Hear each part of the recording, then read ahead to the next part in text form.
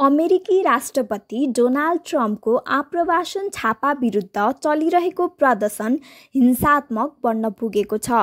सीएनएनका अनुसार पछिल्लो 5 दिन यता चलिरहेको प्रदर्शनमा प्रहरीले आम गिरफ्तारीको नीति लिएको छ।